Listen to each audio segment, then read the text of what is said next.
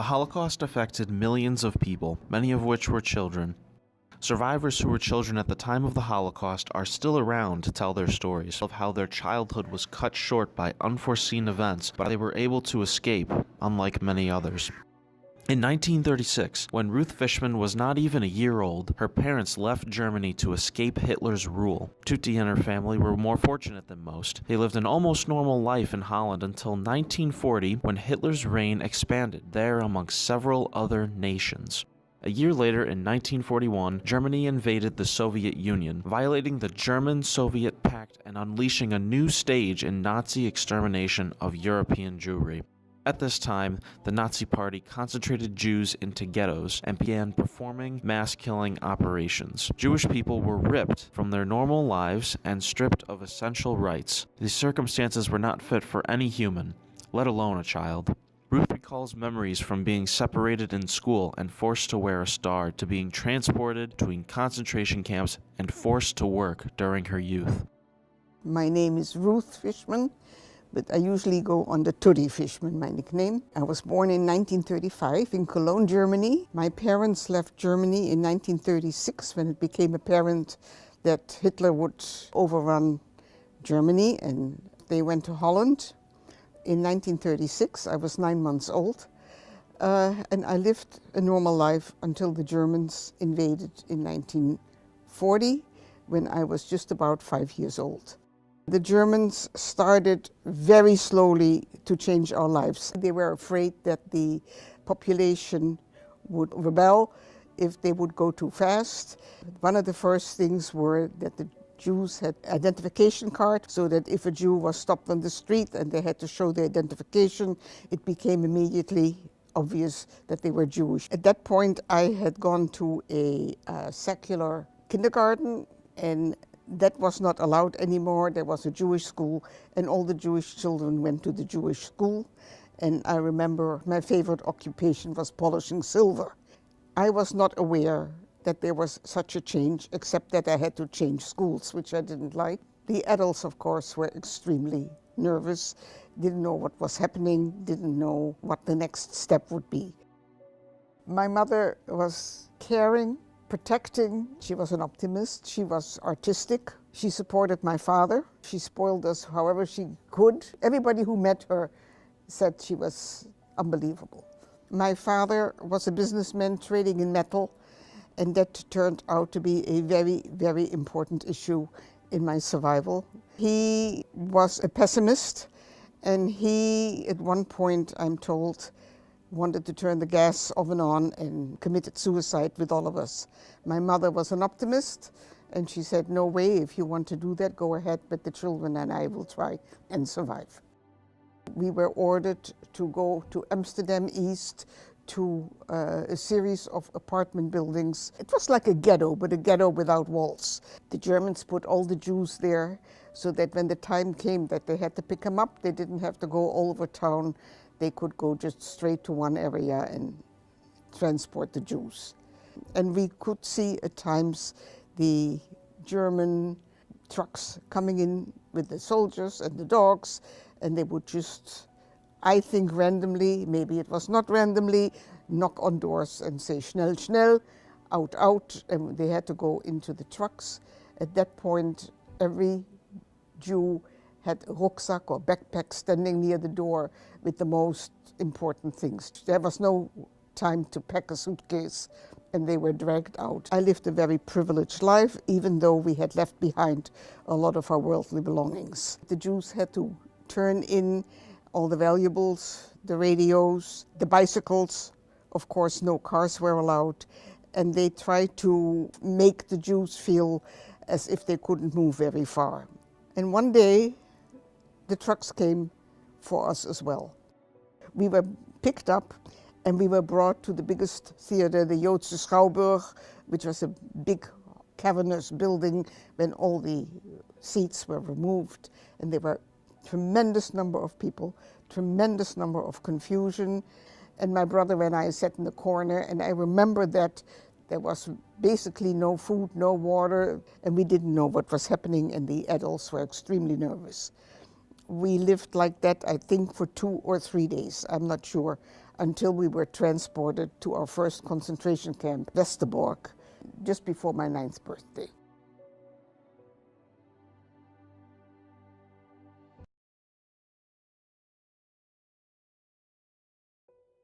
When raising her own children, Tutti ensured a better childhood for them than the one she experienced. My name's Heidi Fishman, and my mother is a Holocaust survivor. When we were kids, if the topic came up and we wanted to ask a question, we'd ask a question, she'd answer it, and a discussion, move on. It was never told with a lot of emotion. It wasn't important. It wasn't center to who we were as a family or who she was. It was just one of those incidental things. My mom spoiled us.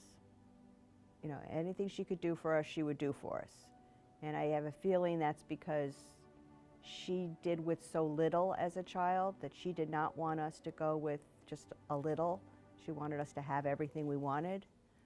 And when you're a kid, that's great. When you look back on it, you're like, maybe I should have done with less.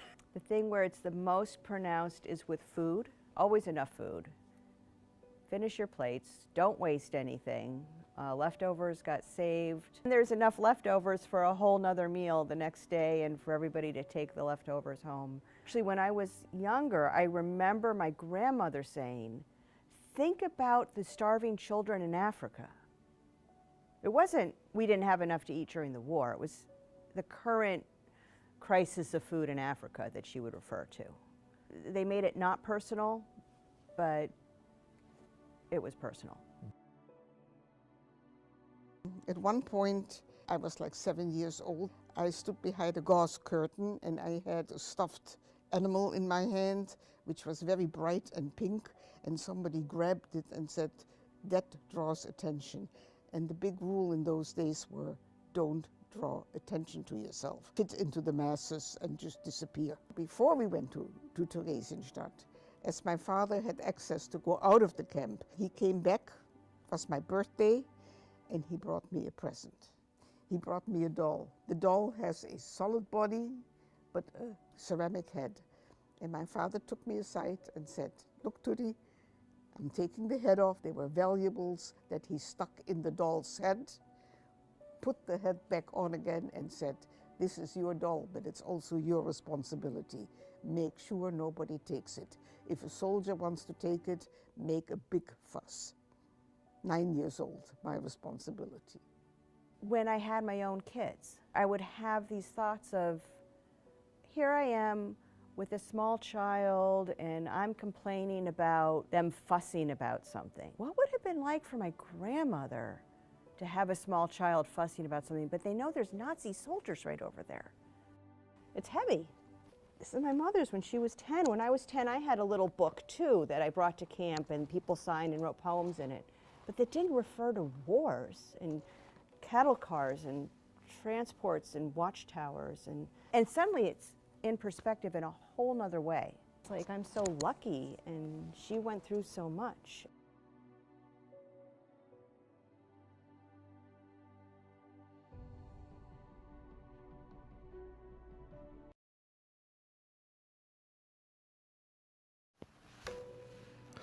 The Bachman family, from Farmington, Connecticut, tell a story quite similar to the Fishman family. Stacy Bachman and her son, Daniel Bachman, explain how Stacy's grandfather was able to survive the Holocaust and kept memoirs for his family to refer to when they wanted to learn more about the family history.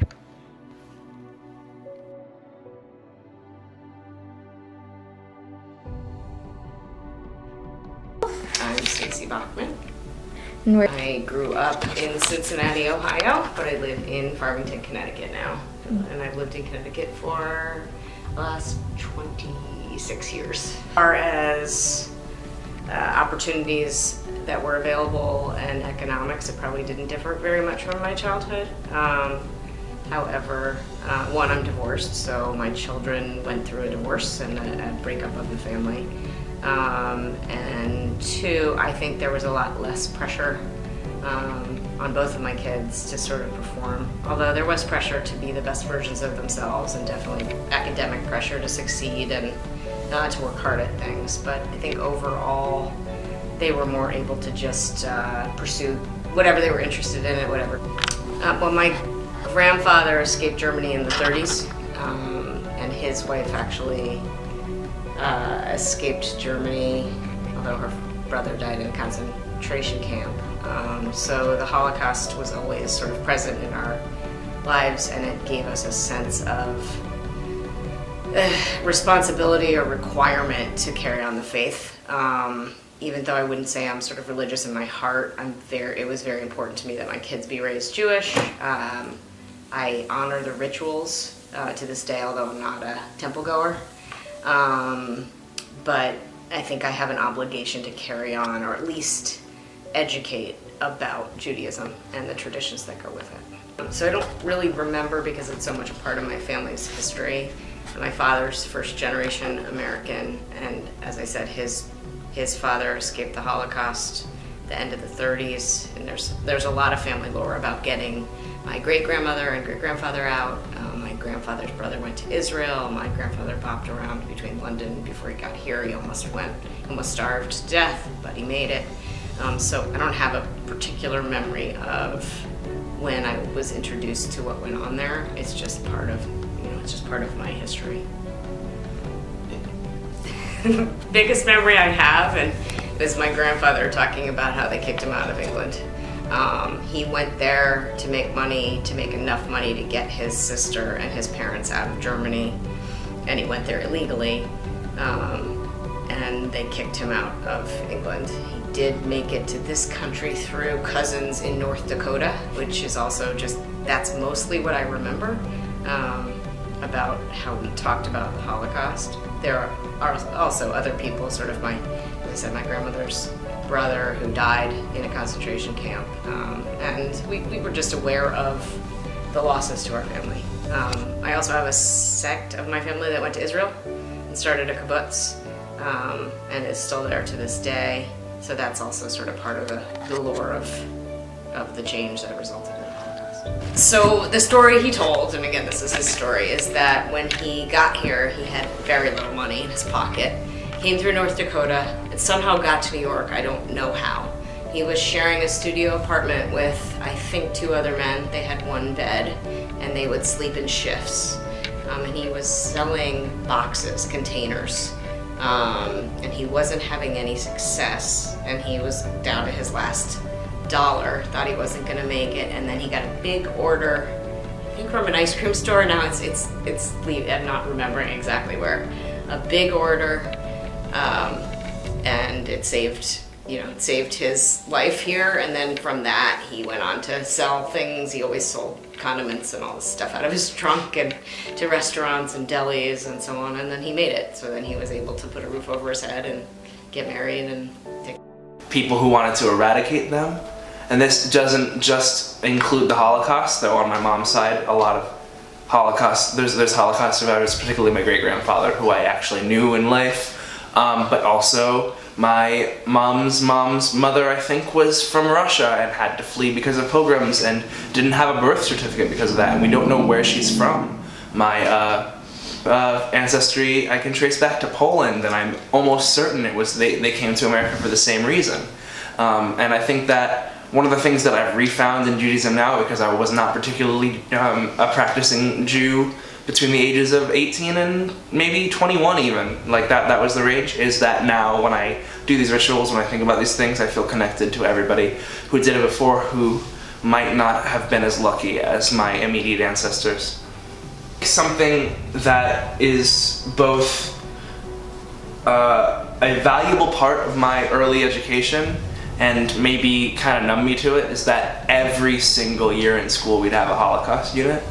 And every single year in school we'd read a book about it, we'd have a discussion. I actually vividly remember role-playing, though I'm not so sure about that as a good idea now looking back, but I vividly remember that there was I think I was in 4th or 5th grade, and we role-played a town council of Jews who were worried about the rising tide of anti-Semitism in Germany, and that's weird. I think that in my immediate family, it all stems back to my great-grandfather, who was a survivor, who fled Germany, who managed to at the last minute get his immediate family out of Germany, And the Holocaust was almost always filtered through this heroic story of Papa Harold and what he did, and that was a lot of fodder for school presentations and projects, but also not something that us as Jews really dwelled on outside of that and outside of school. I feel like,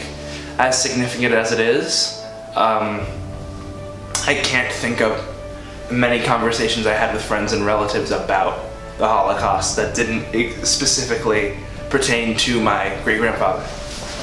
Would you? I'm talking about school projects. About a year ago, I was working in this creative biography class, and it was at the same time that there was all this anti-refugee sentiment, and I was like, well, I'm an ancestor of immigrants fleeing these kind of national crises, I should look them up. And the story, as it had been told to me forever, was Papa Harold saw what was coming, left, came to America, managed to raise enough money at the last minute to get his family out, and that's why we're here. And that is a very, very sanitized version of that story.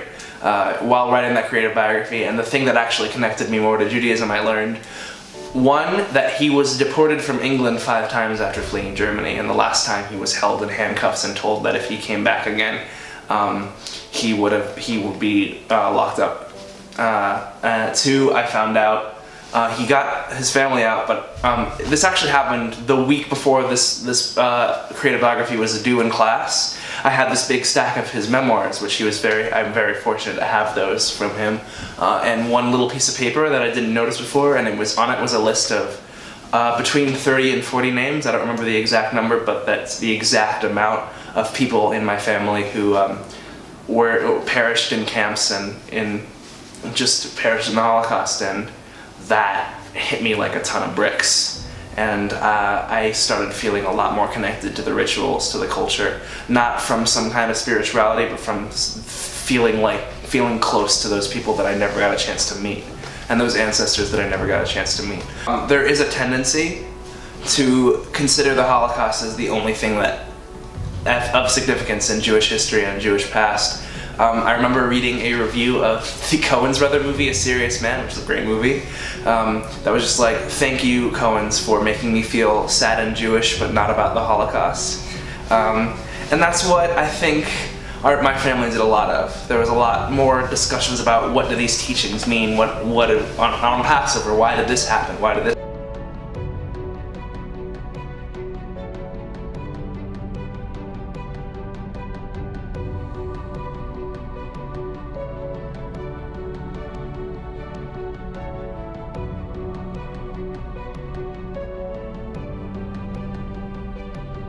Important thing, and the thing that I think that my own Holocaust education did a disservice to me in, is the idea, and I think this is also something that happens a lot when we talk about the history of African Americans in the United States, is the fact that the history hasn't stopped. This problem isn't gone, and I think that that's getting harder and harder to ignore as we are right now, with a much bigger rise in neo-Nazis.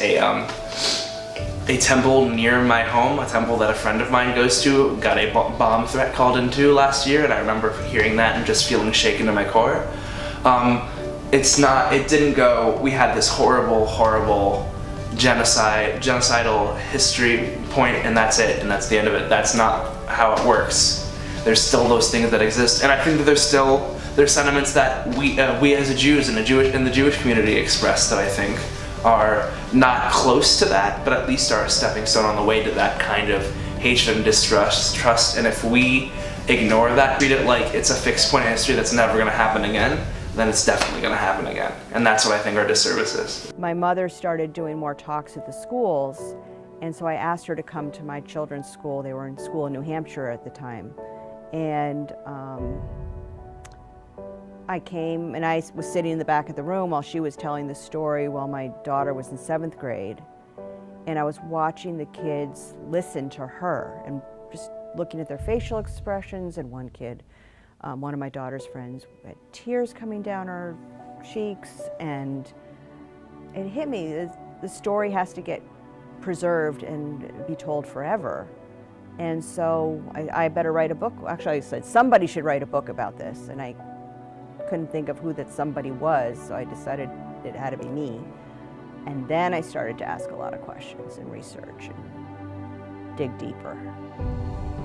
When I was in middle school, I remember thinking history was not important. I hated my history classes. I thought it was ancient Rome. Who cares what happened? I wanted to know about the future. I wanted to know science. I was forward-looking. But I figured out you can't get away from your history. Your history is important. Everything that happened is affecting who we are now. And then I look around the world and I see what's happening. That I hear the current Republican candidate saying we don't want to let Muslims in our country, or everyone who's a Muslim should be labeled and wear something to show that they're Muslims so we know who they are because they might be terrorists. I'm thinking, put a yellow star on them that says Jew, and then what? Round them up and kill them all? Yeah. Why would we repeat this awful part of history? But it's happening. It's happening in the world now. My mother was a refugee out of Germany going to Holland. Thank God she got out of Germany and got to Holland. It would have been nice if they went further. We got refugees trying to leave Syria, and the country's saying, we don't want them. Haven't we learned? They're just people who are trying to survive. And so I feel like we've got to keep telling the story because we're making the same mistakes. We're not helping the people in trouble.